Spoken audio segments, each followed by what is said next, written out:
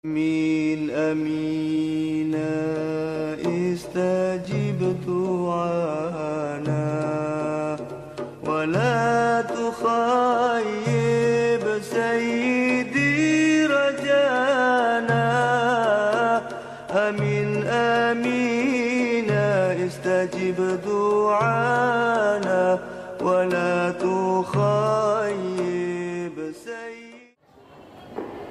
السلام عليكم ورحمة الله وبركاته. بسم الله الرحمن الرحيم. الحمد لله الذي خلق فسوى والذي قدر وهدى والذي أسعد وأسقى والذي أضل بحكمته وهدى والذي منع وأعطى. أشهد أن لا إله إلا الله وحده لا شريك له العلي الأعلى وأشهد أن محمدا عبده ورسوله النبي المصطفى والرسول المجتبى وعلى آله وأصحابه ومن اتبع الهدى. اللهم صل وسلم اللهم صل على سيدنا محمد الفاتح لما أغلق والخاتم لما سبق ناصر الحق بالحق والهادي إلى صراطك المستقيم وعلى آله حق قدره ومقداره العظيم. صلاة تفتح لنا أبواب الرضا والتيسير وتغلق عنا بها أبواب الشر والتعسير. أنت مولانا فنعم المولى ونعم النصير ولا حول ولا قوة إلا بالله العلي العظيم. أما بعد سبحانك لا علم لنا إلا ما علمتنا إنك أنت العليم الحكيم ولا حول ولا قوة إلا بالله العلي العظيم. أما بعد أيها الأحباب الأعزاء رحمكم الله.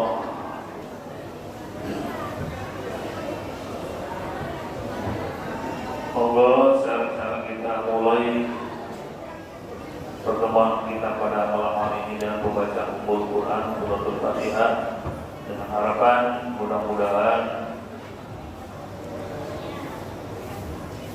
pahalanya dihadiahkan untuk Rasulullah Muhammad sallallahu alaihi wasallam wa alihi wa ashabihi wa azwajihi wa dzurriyyatihi wa ila ruhi dan rahmatullah Sunan Ampel hadiahkan lahu Bailaruhi Muruhina Sayyidina Syekh Muhammad bin Yusuf Syekh Ubaidillah bin Muhammad bin Yusuf ila arwah abaina wa ummahatina wa ajdatina wa jaddatina wa amamina wa amatina wa akhwalina wa khalatina wa banaina wa banatina wa dzurriyyatina ila al-Fatihah. أعوذ بالله من الشيطان الرجيم. بسم الله الرحمن الرحيم. الحمد لله رب العالمين الرحمن الرحيم مالك يوم الدين. إياك نعبد وإياك نستعين اهدنا الصراط المستقيم صراط الذين أنعمت عليهم غير المغضوب عليهم ولا الضالين. Bismillahirrahmanirrahim. Kita masuk ke hadis yang ke-11 dari bab Wan Nabi Bakr Siddiq radhiyallahu anhu, dan diriwayatkan saking Abu Bakar As-Siddiq radhiyallahu anhu. Mungkin dari sapa Allah anhu saking Abu Bakar annahu setuhuni Abu Bakar iku kala nabi Abu Bakar di Rasulillah maring Rasulillah Muhammad sallallahu alaihi wasallam dikon pengambikan alimni du'aan ad'u bihi fi sholati. Dawuhnya Abu Bakar, alimni kula aturi ngajari panjenengan ni datang kula Alini ajarono kanjenengan ingin sun doa isi doa ada orang bakal moco doa iku mau bihi kelawan doa fi sholati dalam sholat isun. Abu Bakar matur dan Rasulullah Muhammad SAW, ya Rasul, tolong ajari kami, ajari saya sebuah doa di mana ad'u bihi fi sholati, doa itu akan saya baca dalam sholatku. Kemudian Nabi menjawab, kul bacalah, Allahumma inni zalamtu nafsi dzulman katsiran wa la yaghfiru dzunuba illa anta faghfir li maghfiratan min indik warhamni innaka antal ghafurur rahim. Bacalah doa ini setiap dalam doa panjenengan, kata Rasulullah kepada Abu Bakar. Abu Bakar itu moro sepati. Mertua Rasulullah adalah Abu Bakar. Di samping Abu Bakar adalah mertuanya, beliau juga sebagai khalifah pertama atau pengganti Rasul setelah Rasulullah tidak ada, maka digantikan pada sahabat Abu Bakar. Doanya gini, bacalah seperti ini kata Nabi.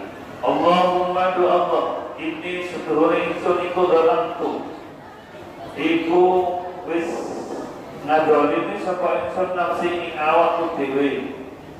Dulman kelawan doliman kathiran kan akeh. Sampai maturkan Allah, ya Allah, saya ini adalah orang yang telah mendolimi diriku sendiri. Dulman kathiran dengan dolim yang sangat banyak sekali. Disuruh mengaku di hadapan Allah dengan ucapan seperti tadi. Wala yang biru turuban orang kang bakal ngepuro aturuba ing piro-piro dosa illa anta akin sapa panjenengan. Karena tidak ada yang bisa mengampuni dosa kecuali panjenengan. Faghfirli moko kula aturin ngepuro panjenengan li dateng kula. Maghfiratan kelawan pengampunan min indika saking ngersane panjenengan. Oleh karenanya ya Allah, berilah aku pengampunan dari sisimu ya Allah. Alhamdulillah mungkin belasi panjenengan datang insun. Innaka krono setuju sira iku antal ghafuru, iku panjenengan al-ghafur zat kang akeh ngapurane, ar-rahim tur zat kang akeh welase. Ini bacaan atau doa yang diajarkan oleh Rasulullah kepada Abu Bakar setelah Abu Bakar matur dengan Rasulullah tentang doa yang akan dibaca di dalam sholat.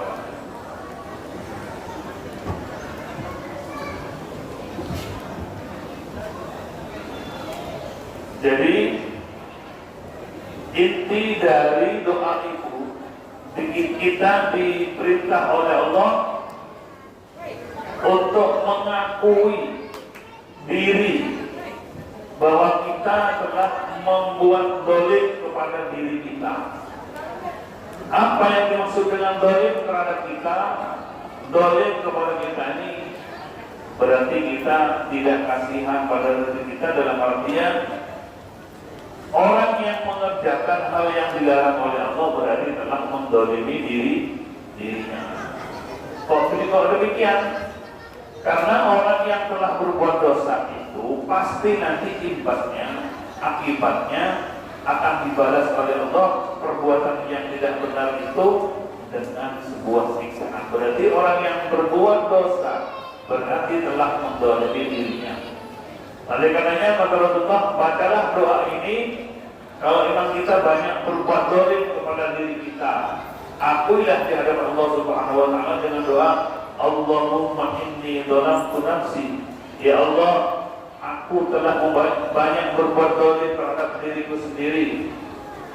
Wala yaghfiru dzunuba illa anta, tidak ada zat yang bisa mengampuni dosa-dosa kecuali panjenengan. Oleh karenanya, waghfirli maghfiratan min indika, ampunilah diriku, berilah aku pengampunan dari sisimu, warhamni dan kasihanilah aku, Innaka antal ghafurur rahim, sangat panjenengan terhadap adalah zat yang banyak memberikan pengampunan, ar-rahim, dan yang maha yang banyak memberikan kasih sayang.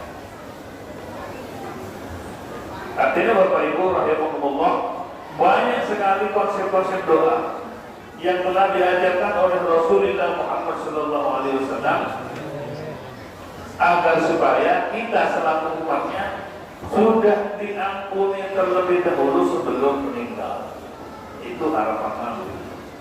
Sehingga banyak diberikan bacaan agar supaya bisa menembus dosa, diberikan bacaan agar supaya memperberat timbangannya. Seperti bacaan kasih itu, Nabi berikan cara kepada kita agar supaya timbangan kita nanti di padang mahsyar menjadi timbangan yang berat sebab amal-amal yang kita lakukan.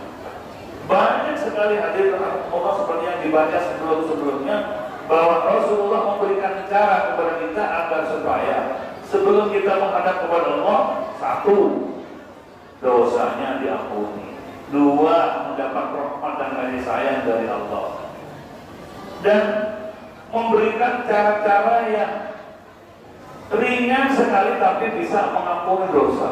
Itu begitu Rasulullah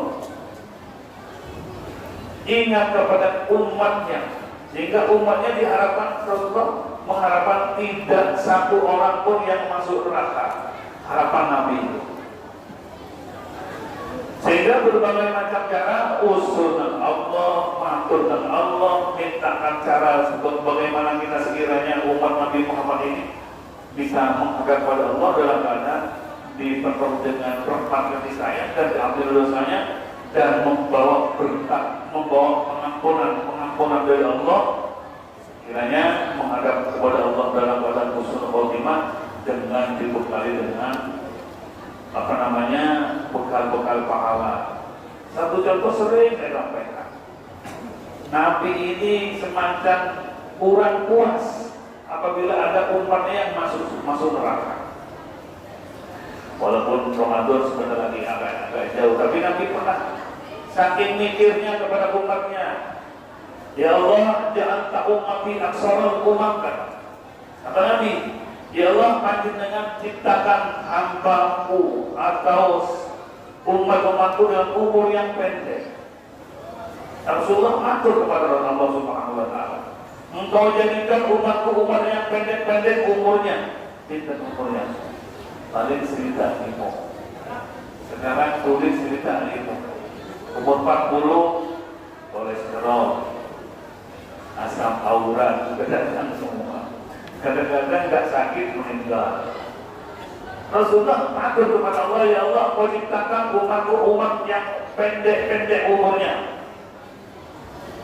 Kalau secara singkatnya, secara jelasnya, bahwa umat-umat terdahulu atau nabi-nabi terdahulu umurnya ada yang 1000 tahun hidupnya Pak, ada yang 100 tahun, seperti Nabi Adam itu 1000 tahun, Nabi Nuh 950 tahun, ada yang 600, ada yang 300. Lah umat Nabi Muhammad hanya 63, kurang lebih. Akhirnya karena Nabi wantur dengan Allah, ya segini aja, apa masih umur umat pendek-pendek, mau orang musuhnya begitu. Sampai tak ngei, umatmu tak ngei apa? Lailatul Qadar. Itu berkat Nabi waktu protes bahwa karena umatnya diciptakan umur yang pendek, walaupun kalian tak ngei, ternyata setelah diberi Lailatul Qadar, Lailatul Qadar satu malam itu lebih baik daripada 1000 bulan. Jenengan menangi Ramadan berapa kali?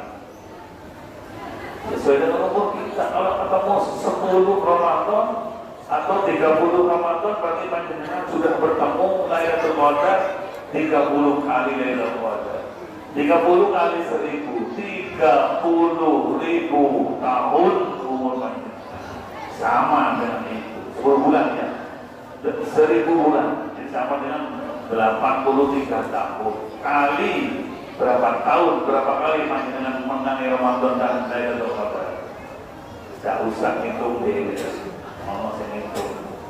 Berarti kalau Lailatul Qadar itu kita beribadah di dalamnya, maka karena lebih baik daripada 1000 bulan, berarti kalau di total terus menjadi tahun berarti 83 tahun sekali ketemu Ramadan, sekali ketemu Lailatul Qadar. Kalau diulang-ulang, maka kita walaupun umurnya 60, maka jauh lebih panjang daripada umurnya Nabi Adam yang cuma 1000 tahun.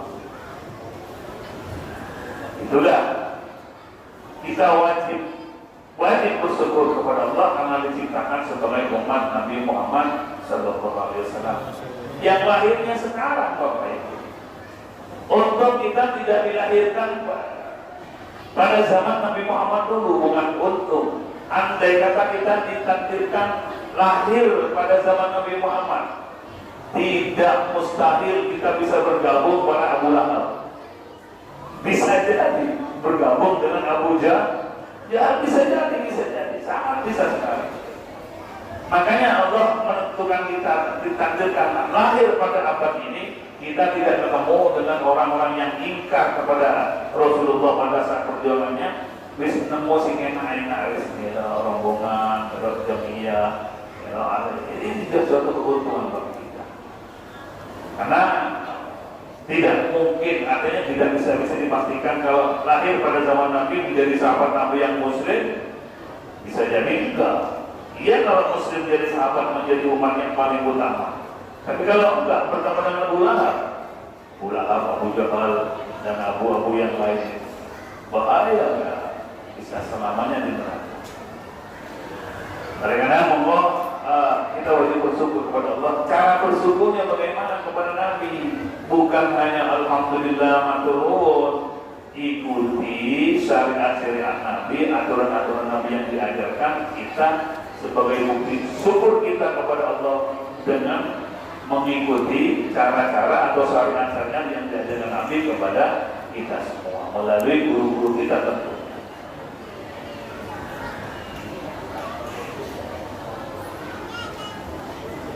Masuk ke hadis berikut. Wa Nabi Musa dan riwayatkan saking Abi Musa radhiyallahu anhu, mungkin riwayat sebab saking Abi Musa. Ada Nabi saking Nabi Muhammad sallallahu alaihi wasallam.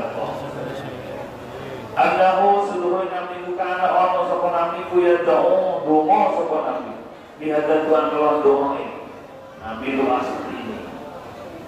Nabi doa seperti ini. Seperti apa? Ini kata Abu Musa. Allahumma ighfirli khati'ati, Allahumma Allah ighfir mungkin ngepura panjenengan li datang kula khati'ati ing keluputan ingsun ing salah ingsun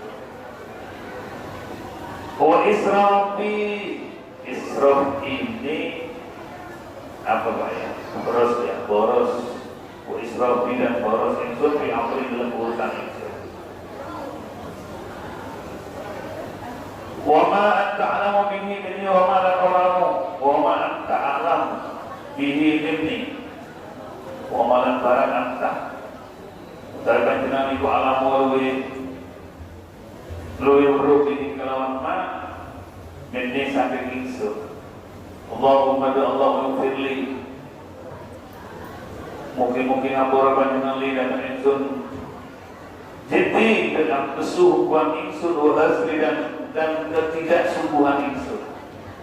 Maksudnya kita kan ketika sholat kadang-kadang khusyuk, ya, itu namanya jinti, kesungguhan ingsun dalam beramal, kesungguhan ingsun dalam sholat, kesungguhan kita di dalam beribadah. Kadang wahazri, kadang sholat kita ambil sholat, pokok sholat tidak pakai khusyuk, ya kadang ketika Allah hilang ingat segalanya. Maka kita diajarkan oleh Nabi untuk minta ampun kepada Allah Subhanahu wa Ta'ala atas ibadah yang sungguh-sungguh, apalagi ibadah yang kurang sungguh. Pokok sholat wis pokoknya. Karena kenapa Kenapa kita diajarkan selalu minta ampun, selalu minta ampun? Karena memang menungso ini tempatnya salah dan dosa. Pasti orang yang salah dan dosa. Tetapi di dalam kitab Sulam Taufik itu Bapak Aidin rahimahullah diajarkan atau di Fathul Quran atau fikih yang lain bahwa orang berdosa, orang ingkar, orang tidak mau sholat itu alasannya ada dua. Kenapa nggak sholat? Ada dua. Satu, kenapa nggak sholat? Jawabannya satu, malas. Ya, walaupun yang ditanyakan malas, subuh-subuh kan karena capek baru selesai jam 3 pagi itunya wes jam 4 ada. Maka jawaban hati kita walaupun tidak ada yang nanyakan, malas. Yang kedua yang berbahaya, kenapa nggak sholat? Sholat itu nggak ongkos, suki-suki atau sembahyang. Nanti sembahyang pacar ini nggak tambah sehat, nggak tambah malah kabar mengawas. Itu yang namanya meninggalkan sholat, perintahkan perintah Allah dengan angas namanya. Kenapa nggak sholat? Ya nggak bobo. Kenapa?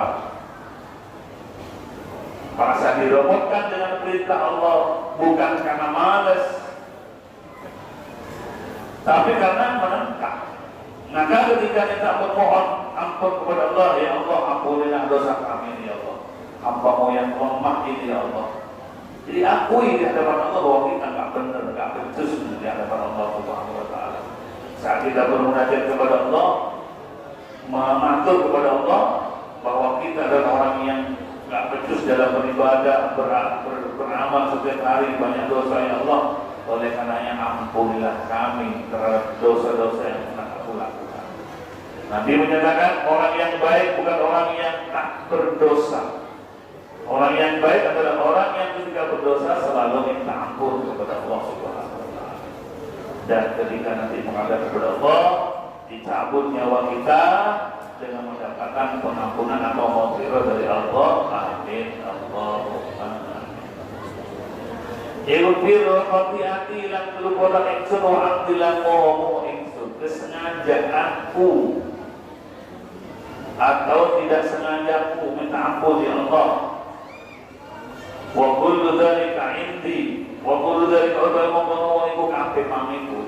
Kesungguhan, ketidakssungguhan, ya sholat, ya puasa, pokok ambil sholat atau puasa, ambil ibadah yang lain atau ibadah-ibadah haji yang sifatnya kurang pas niatnya, maka kita minta ampun kepada Allah Subhanahu Wa Taala. Hadirin rahimahullah, Bapak Ibu yang dimuliakan Allah Subhanahu Wa Taala, jangankan tingkah laku kita wajib kita istighfari. Jangankan hanya pekerjaan kita sehari-hari harus dimintakan ampun kepada Allah. Ibadah sholat kita pun wajib dimintakan ampun.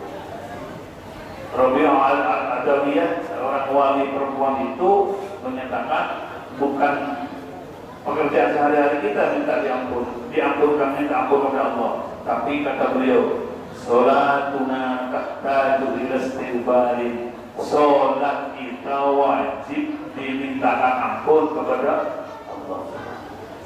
Maksud sholat sehari dimintakan ampun, sudah sholat. Nah ini kalau sholatnya berkadang-kadang Allahu Akbar, sholat Allahu Akbar, ingat segalanya. Bahkan kadang-kadang di dalam sholat menyusun aturan kerja Allahu Akbar. Mulutnya doa, hatinya mari sholat, aku tak nyambangi wong loro, mari ini ngono, dan seterusnya.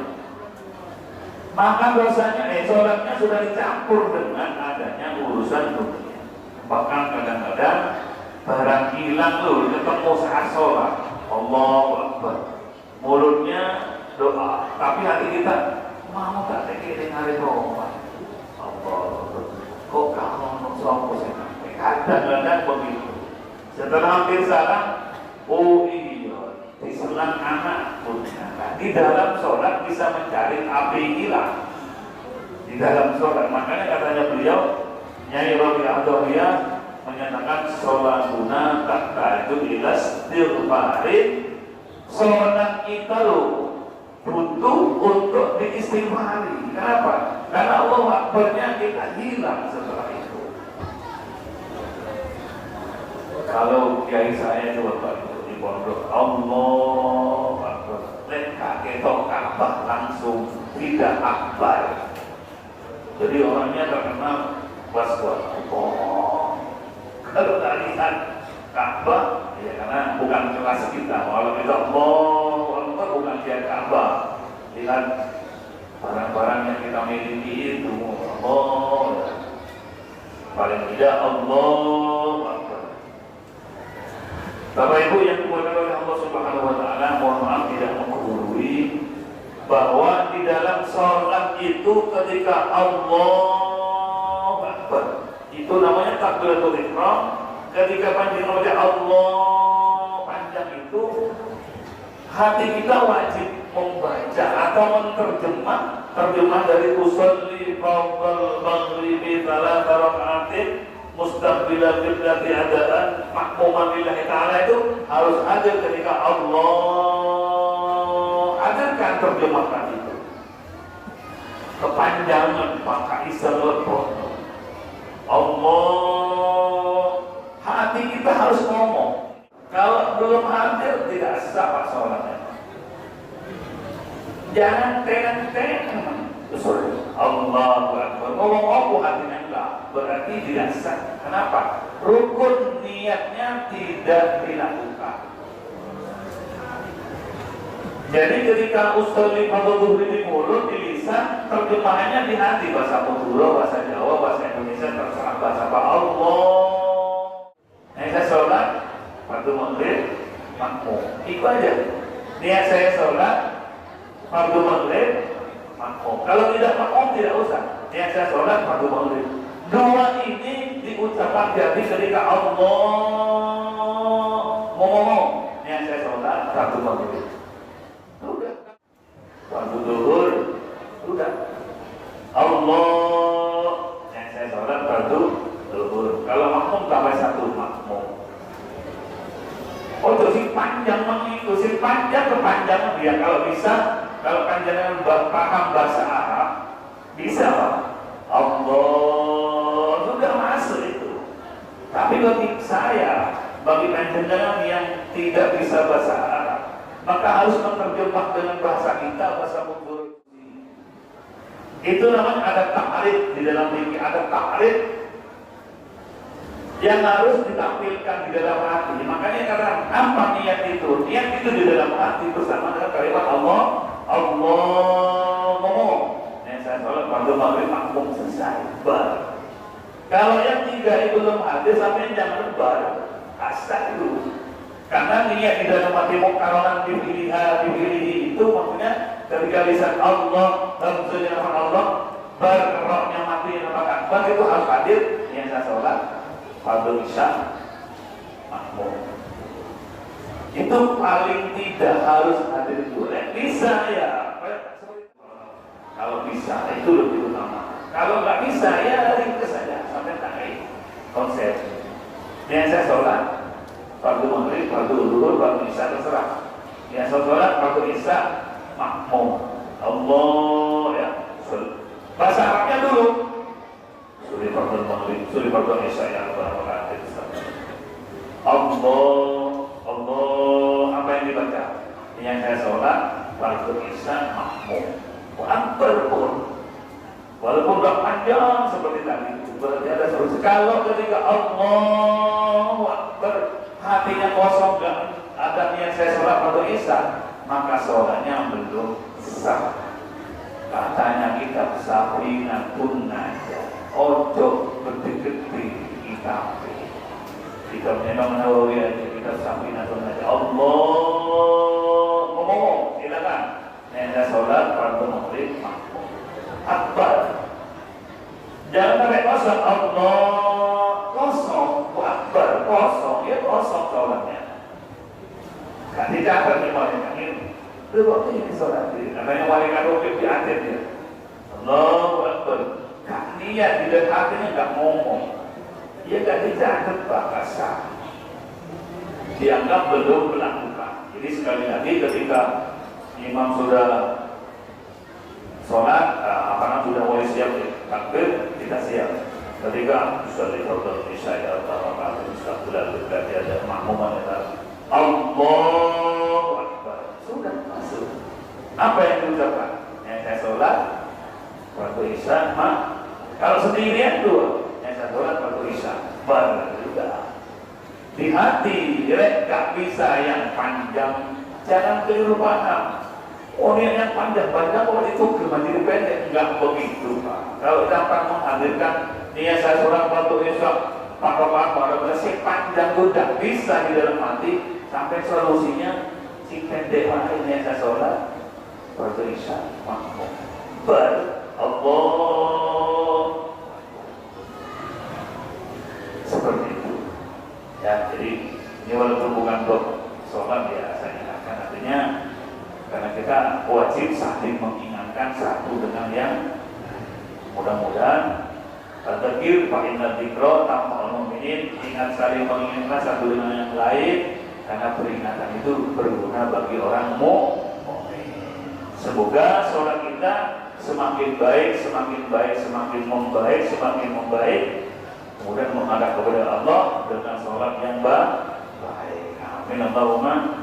Karena nanti panjenengan ketika berhadapan dengan para malaikat ahli hisab itu, yang ditanyakan bukan kekayaan kita, bukan ibadah haji kita, bukan umroh kita, yang ditanyakan sholatnya. Ya apa sholatmu itu? Kalau telah dilihat dalam buku catatan amalnya bagus sholatnya, udah gampang ibadah yang lain diterima oleh Allah. Ketika dilihat, ya apa sholatnya? Sholatnya ini apa kata malaikat? Sholli fatul kubri, leko bersolat, tak kubri Allah. Itu anak-anak, cacat ruwet ini. Mesti berurusan dengan malaikat kemana? Jadi sholat, dan sholat. Ciptaan di rumah tangga kita, eman sholat. Anak kita, sampai si cerewet tak bobo tentang sholat. Ada kisah ringkas Bapak Ibu, di desa orang yang awam nol betul sholat, doa sholatnya yang dipelajari ya sudah sekian itu sehingga kalau dia ini zaman London itu. Tapi begitu beliau sholat, walaupun mungkin sholatnya banyak yang salah doanya, tapi dia di rumah tangga itu menjadi piket. Ayo sholat. Kalau subuh ada yang nggak bangun pun malah kadang disiram.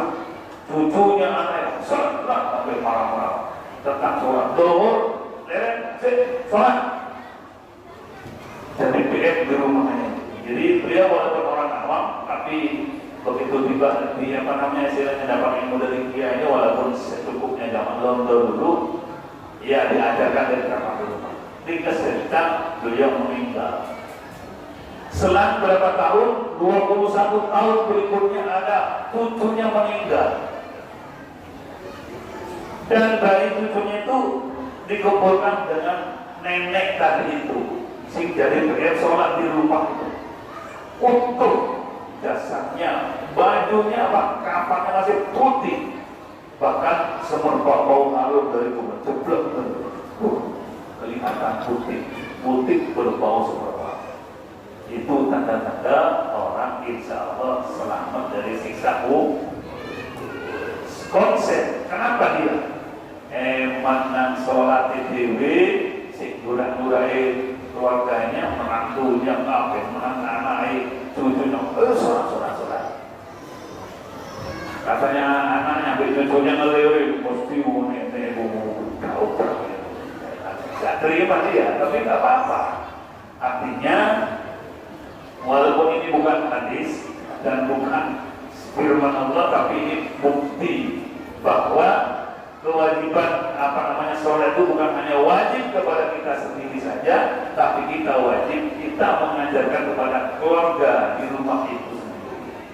Ajarlah mereka, karena memang firman Allah, anfusakum, selamatkan dirimu, wa ahlikum, dan keluarga-keluargamu dari api neraka. Siapa yang bertugas? Adalah ayah. Setelah ayah ibu, setelah lagi ayah kakak dan seterusnya. Untuk menciptakan di rumah itu adalah orang yang taat beribadah kepada Allah, yang diperintah kita dulu kita bersolat. Bapak Ibu, untuk membangunkan satu contoh agar supaya istri kita bisa rajin tahajud, gampang. Ojo dibuat titik nang ini, iso. Sampai bangun duluan ke titik, mandi, wudhu, cuci sampai gelas jaga. Nyala lampu di kamarnya dinyalakan. Sampai Allah Akbar. Gak usah dibuka bujur di sampean. Tangi dewi, dan bodoh-bodoh turut dewi yo. Sulit. Atau dibalik, ibu-ibu untuk membangunkan suami nggak usah dibangunkan, ibu air dulu ke WC, kamar mandi, bersih, suci, sholat tahajud, rotok dibakar no. Engkau lah isi dewi suami sampean. Ya Allah, betul-betul tahajud harus turun dari Allah. Akhirnya seminggu 2 minggu mesti bangun. Ya gampang. Mulailah dari diri kita. Ya kalau sudah sekian tahun, sudah bertahun-tahun istrinya aja yang tahajud, suaminya masih melungker ya lampu mana? Yang main model seperti itu. Kulun muyassarun lima kulikullah. Semoga rumah kita tercinta emas sholat. Amin kata Allah. Kumpul di surga, malah anaknya kumpul senang gak nabi? Anak saya, cucu saya, menantu saya di surga semua. Ngomong-ngomongan mereka, jagoan juga. Tidak ada yang nanti. Jangan sampai ada satu di antara keluarga kita, yang cucu dan sebagainya, ada yang anak nomor sekian, kita rasa tahu kurang cakap. Dilanjutkan, Allahumma firli Allah, ampunilah kami ma'afattu wa ma'afattu, kelakuan yang sudah lewat dan kelakuan yang akan datang. Dalam artian pekerjaan-pekerjaan, kelakuan kita, amal-amal kita yang pernah lewat, yang salah ampunilah ya Allah, dan yang akan datang. Wa ma'asratu wa ma'alantu, pekerjaan yang aku rahasiakan, aku samarkan. Banyak dosa-dosa itu yang kita lakukan tanpa sepengetahuan orang lain. Minta ampun wa ma'alantu, dan dosa-dosa yang aku lakukan di keramaian, dalam artian dosa-dosa yang dilihat oleh orang lain. Ampun ya Allah. Wa ma anta alamu bini antal muqaddimu wa antal muakhir. Antal muqaddimu ini, muqaddim itu bukan Allah yang maha fisik, bukan Allah yang maha dulu. Tidak ada muqaddam itu, antal muqaddimu aiman kasa ila jannati, karena panjenengan yang telah memajukan kepada orang yang dikehendaki ila jannati, kepada surga. Karena panjenengan ya Allah yang telah mengajukan, yang menimbulkan, menghendaki ila jannah ke surga. Kalau memang Allah berkehendak kepada kita untuk dimasukkan dalam surga, bitaufiqi, dengan mendapatkan taufik. Allah menghendaki kita masuk surga. Caranya, sebelum meninggal dunia diberi petunjuk oleh Allah. Dulu masa mudanya masya Allah besar. Sampai dulu ada kiai, ada seorang orang yang sudah bertobat. Masa mudanya sering nyolong sapi. Pokok sapi tonggo sing lemu wis dilirik itu wis kening dalam 1 minggu. Sering itu. Ketika bertobat takut kepada kiai Muhammad Kapura. Kiai, saya bertobat kiai. Saya berdosa kiai. Karena dosa apa yang salah? Saya dulu bukan mencuri sapi saya. Terus ya Allah, nyekel tampare, sapi ini kadut jangan loh, aku berdosa sapi. Saya tidak mencuri ya. Terus ya Allah, ya saya sering nyekel tampare, sapi ini milik kadut, jadi podoyo maling. Akhirnya bertobat kepada kiai. Ya, saya ngomong begini kan, mengaku ya, bosan ini. Akhirnya beliau menjadi orang yang bertobat kepada Allah, dan meninggalnya insya Allah dalam keadaan baik. Itulah orang yang terbaik, bukan yang tak berdosa, tapi orang yang berdosa tapi kemudian bertobat kepada ya. Saya tidak akan melihat Bapak, saya akan melihat saya sendiri. Dulu saya waktu masa kecilnya SMP itu kan sudah wajib sholat itu. Ya wis podo wae Pak gerak-gerak dulu. Salat kadang sholat. Jadi monggo kita tutupi sholat kita, puasa kita yang dulu pernah kita tinggalkan sekarang terpono. Mari kita lengkapi, dikodoi harapan kita menghadap kepada Allah, tidak punya hutang amin Allahumma. Kemudian masuk, insya Allah kita masuk. Kullu ummati yadkhuluna jannah, kata Nabi, semua kabeh umatku mlebu swarga. Ayo ulangi lho sampai ada nabi yang seperti itu. Umatku kabeh mlebu Islam. Kecuali sing gak gelem, katanya sahabat. Duh, kok sing gak gelem ya sing taat berarti gelem, sing gak taat berarti gak gelem. Alhamdulillah yang hadir di tempat ini, saya aku yakin panjenengan adalah orang yang gelem tidak mlebu swarga kalian Nabi Muhammad. Amin Allahumma. Besok-besok bisa ketemu dulu teman kita di Ampel itu di surga. Ajak sana main satu dengan yang lain. Dan Rasulullah bisa melihat berapa sering kita bisa melihat Nabi, tergantung iman kita, tergantung sholawat kita. Kalau sholawatnya sering, kemudian perintah-perintahnya bisa ditinggalkan, bisa lebih sering, bisa lebih cepat, tergantung dari amal kita masing-masing. Wa antal mu'akhir, dan engkau yang maha mengakhirkan. Artinya mu'akhir yang mengakhir adalah liman turidu ilan nar. Allah maha mengakhirkan.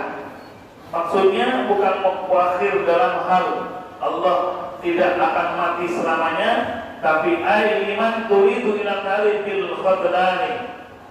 Maha mengakhirkan berat orang yang dikehendaki oleh Allah masuk neraka. Perut Pak yang ngomongnya Allah Rabbah wongiki. Buktinya ya apa? Ya bil khadlani, dengan dihinakan oleh Allah. Caranya ya tidak sholat, tidak beribadah, itu berarti adalah muakhir. Adalah Allah mengendaki kepada dia orang yang masuk neraka. Sekali lagi alhamdulillah kita dikehendaki oleh Allah orang yang baik, dalam arti dikehendaki al-muqaddim adalah termasuk al-muqaddam, berarti orang yang dikehendaki oleh Allah masuk surga. Kok bisa? Ya, di taufik kita telah mendapatkan taufik. Bagaimana bukti taufik lil amali sholih? Kita bisa beramal soleh. Kalau kita sudah rajin beramal soleh, berarti kita mendapat taufik dari Allah, petunjuk dari Allah. Kalau sudah mendapat taufik pada Allah, berarti kita termasuk man tasya'a ilal jannah, man tasya'u ilal jannah. Dia adalah orang yang dikehendaki untuk suatu ambil Allah Subhanahu wa taala. Amin Allahumma. Jadi kembali kepada kullu muyassarun lima khuliqa lahu. Kita ini tergantung modelnya. Kalau model surga ya sholatnya betul, puasanya betul, sedekahnya betul, baik dalam kesehariannya betul, itu namanya model-model swarga. Tapi kalau model neraka ya sebaliknya, sholat nggak tahu, puasa nggak tahu, orang meninggal sebelah, no problem, nggak urusan si mati itu anakmu ya. Seperti itu, sedekah nggak pernah peduli pada orang lain, itu namanya berarti termasuk orang yang mengakhir atau muakhir, orang yang diakhirkan dalam artian liman turidu ilal jannah alal nari bil khudlan. Orang yang dikehendaki terakhir oleh Allah akhirnya dimasukkan ke neraka dengan bukti amaliyah keseharian. Bapak Ibu yang dimuliakan oleh Allah Subhanahu wa taala, yang terakhir, apabila Allah itu berkehendak baik kepada hambanya, saya ulangi, apabila Allah berkehendak baik pada hambanya, kepada kita semua baik, maka Allah memperlakukan kepadanya. Bagaimana cara melakukan? Dia diberikan taufik dan petunjuk sebelum meninggal.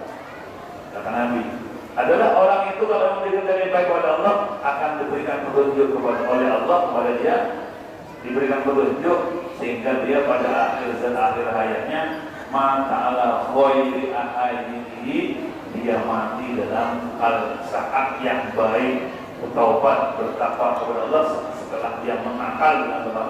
Kemudian dia meninggal yang dengan cara bertobat, berarti dia dikehendaki baik oleh Allah. Kalau Allah berkata tidak baik kepadanya, ya sudah, sampai akhir hayatnya sudah rusak terus. Jadi kita tetap wajib berdoa dan berharap kepada Allah, mudah-mudahan kita semua, anak-anak, istri kita semua, suami kita semua, dan keluarga kita menjadi orang yang meninggal dunia nanti mendapatkan status husnul khotimah dan mendapat pengampunan dari Allah dan mendapatkan as-syafa'atul uzma dari Rasulullah Muhammad SAW. Insya Allah kita disur yang amin. Al-Fatihah. Bismillahirrahmanirrahim.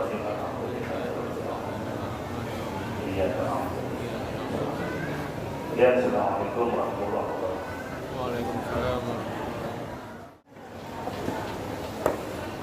Allah